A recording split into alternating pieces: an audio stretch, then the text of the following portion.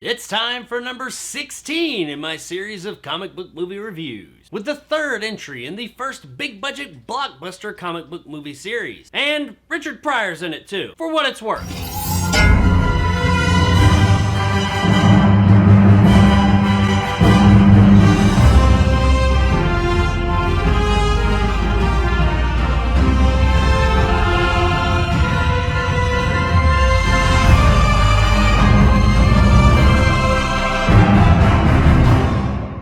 Superman 3 is brought to us by director Richard Lester and stars Christopher Reeve, Richard Pryor, and Jackie Cooper. Synthetic kryptonite laced with tar splits Superman in two: good Clark Kent and bad Man of Steel. That's a terrible fucking synopsis of this movie, but whatever, okay IMDb. So Superman 3 is brought to us by the director who took over for Richard Donner with Superman 2, Richard Lester. This time around though, he has no excuses because he's not going in and directing part of a movie that someone else already directed and was involved in from the start. No, this one he was involved in from the beginning, and this is totally his movie. So we get to see what a Superman movie would be with Richard Lester behind it all. And honestly, for years, I've had a view of Superman 3. I remember watching this movie when I was a kid and thinking then even, yeah, this movie's shit. And my opinion of it as an adult has slightly changed, but admittedly, this movie is still not that great. However, I will say that it is better than I remember it being, especially the first half of the movie. The first half of this movie is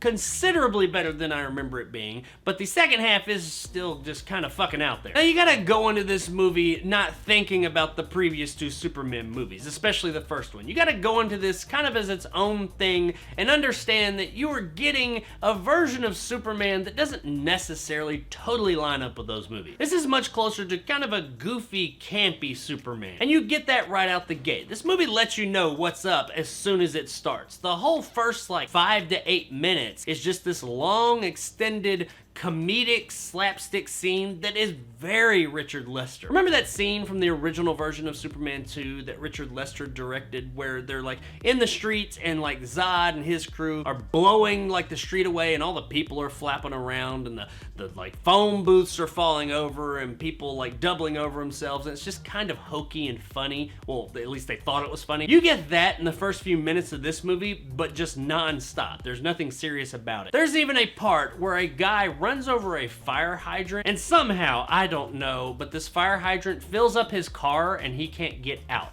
I mean, it's really fucking stupid. But, you just gotta accept it and roll with that. Superman shows up, he rips the sunroof off the car and gets the guy out. Why is cars filling up with water and the water's not coming out anywhere? How the fucking water is getting in there just because he ran over a fire hydrant? I don't know, but that's the movie that we're watching here. If you can accept that, if you can go into this movie and look at that scene right there and say, okay, I'm down with that. It's hammy, it's hokey, it's corny, but okay, I can do it. Then you'll be okay with most of this movie. If you can't, just turn it off there because you're not gonna like this. Now, as I mentioned in the beginning, and one of the things this movie is most known for is its inclusion of Richard Pryor. Richard Pryor apparently was a big fan of the Superman movies, so they got him involved. Here, he plays a computer programmer. Not really a computer programmer, he plays a con artist or just kind of a lazy bum who ends up going to a computer class and suddenly just becoming a computer genius. I don't think it works that way, but whatever, it's a Superman movie. Let's go with it. And in becoming this computer genius at this new job he has where he works with computers, we don't know exactly what it is he does, but he's working with computers. He somehow takes the fraction of a cent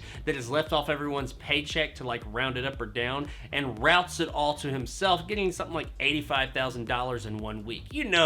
They used this whole thing in Office Space. If you've seen that movie, this is the movie where that came from. Now, in doing that, he catches the eye of the owner of this company he works for, who's this mega-million-dollar crazy, supervillain-esque guy played by Jackie Cooper. Now, Jackie Cooper's character wants to just rule everything. He wants it all. And he uses Richard Pryor's infinite knowledge of computers, I guess, to make things happen around the world so that he can gain more power, be it through coffee or oil, things like that. He wants it all. And in a world that has Superman, obviously Superman is there to try and change some of this stuff around, so they decide, hey, Superman's being a pain in our ass, we need to do something about him. They try and make kryptonite, and since one of of the elements is unknown. They make it tar, and instead of making Superman weak, when they present this like faux kryptonite to him, it turns him into evil Superman. And that honestly is probably the best part of the movie. We get about a 15 or 20 minute segment of Superman just flying around, has a little bit of scruff, looking a little darker, just being a dick to everybody.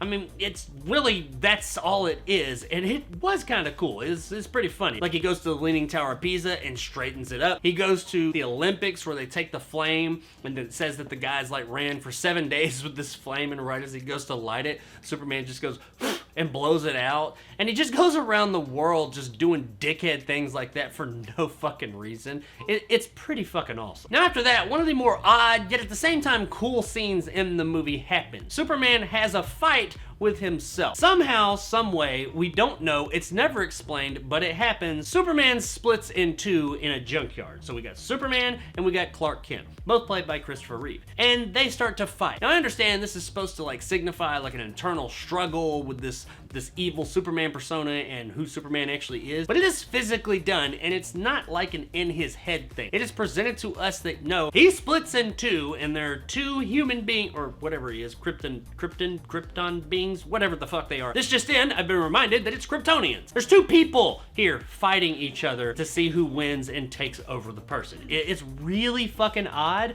but at the same time, it is really fun to just see these two just like going all ham on each other this whole time. And after that, of course, good Superman wins over. He goes and starts fixing things around the world that he did while he was being a dickhead. And then he goes to fight the giant robot brainiac type thing that Jackie Cooper, Richard Pryor, and his evil sister have created. We get a little video game segment where they're shooting missiles at Superman as he's coming to them, that, by the way, was created by Atari. And then Superman fighting a giant computer, which sounds really dumb, and admittedly, it is pretty dumb, but at the same time, it's really campy, fun entertainment. Now, as random as all this shit that I just threw out there sounds, and by the way, I didn't even include the whole part where Clark Kent goes back to Smallville and everything that happens there, but as random as all this sounds, that's the fucking movie. This movie is all over the place. And as I said in the beginning, if you go straight off of Superman 1 and 2 and into this one, you're gonna be like, what in the fuck am I watching? But if you go into this understanding what you're getting, you could actually have an entertaining time with it. Not a great time. It's not a great movie, but it could be entertaining. There are parts of this movie that are technically done well, that there is entertainment value in. The narrative structure of the movie is a fucking mess, and none of it really makes a lot of sense. But the actual scenes themselves, like the junkyard scene that I described a moment ago, those scenes are done well.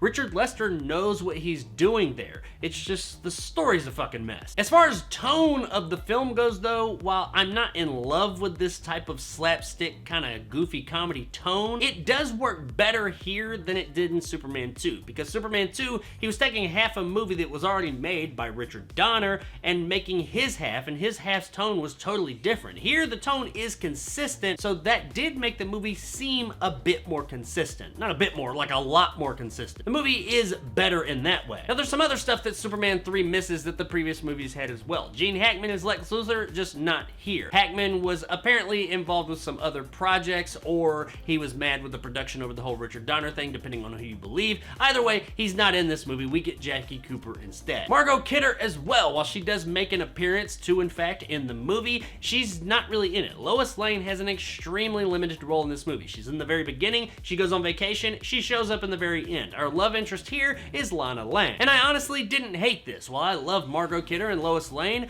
Lana Lang, played by Annette O'Toole, which by the way would end up playing Martha Kent in the Smallville series years later, I didn't mind her. I enjoyed the character. She's a little one-dimensional, and some of the stuff with her son is kind of goofy, but hey, it goes along with the rest of the tone of the movie. Overall, the story, or at least the way that it's put together in this movie, is just a mess, but that doesn't change the fact that I still had a reasonably good time with it. Now, performance-wise, everybody did a fairly good job here. Some better than others, but none of it's like too far out from what we're expecting from a Superman movie up to this point. Jackie Cooper as our new villain was fine. He's no Gene Hackman as Lex Luthor, but the character and his performance was entertaining enough. Annette O'Toole is our new love interest. Like I said, she's a little one-dimensional at times, but she was still good enough. I enjoyed this character, and it did seem a bit fresh after getting Lois Lane for the past two movies. Now, all of our returning characters from the previous previous films, they're all great, Christopher Reeve in particular. He is a fantastic Superman here, as he has always been. And while the rest of the movie is a bit campy and goofy and he has his moments, his performance is still spot on as it was with the previous two films. While the reason that Superman is being a dick and seems pretty depressed and being dark Superman is kinda goofy, Reeve's performance, the way that he portrays this dark Superman, is really well done. I love Henry Cavill, period, especially as Superman. I gotta say, going back and watching Reeves in these movies really opens my eyes even more to why so many people view him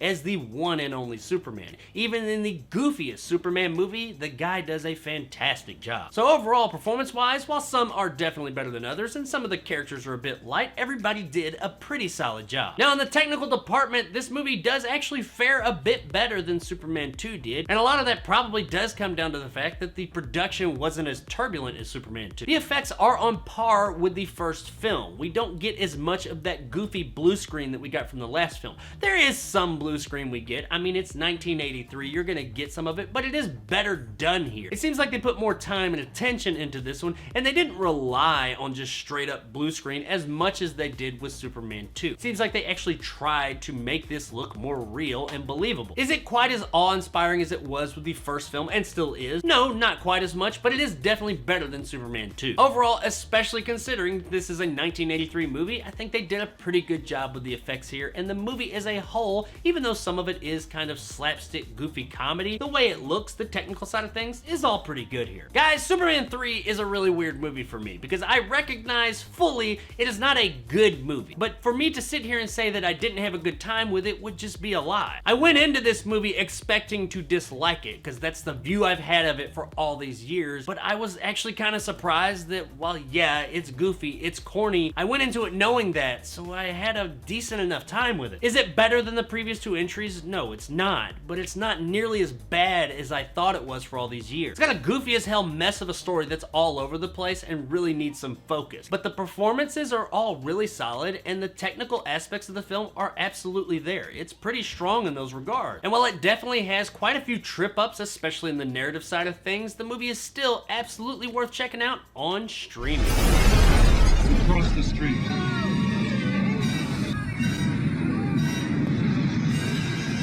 I had a surprisingly entertaining time with this movie. I probably won't watch it again for another 20 years at best, and it's not perfect. It's definitely got its issues, but I had a better time than I was ever expecting with it. So if you haven't seen Superman 3 in a long time and you, like me, had that kind of view of it, give it another shot. I think you might actually find some entertainment value here for the night. So there it is, guys, my review of Superman 3. If you enjoyed and want more content like this, hit that subscribe button and help my little channel grow. If you want to help out the channel, check out my Patreon in the description below and become a jarhead and get some of the awesome benefits that go along with that, like these guys, and possibly join my top tier and become a bad motherfucker like my man Greg C and Dragon Khan. If you liked what I had to say, give me a like. If not, let me know in the comments below why. And as always, stay sexy, Smallville.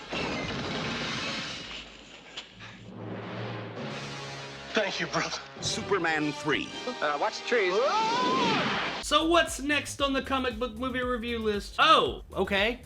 I vaguely remember this movie looking at the cover. I'm sure I've seen it at some point, but I honestly don't remember anything about it. Well, it's rated PG, but it's a 1984 PG, so who knows? We may at least get some boobage.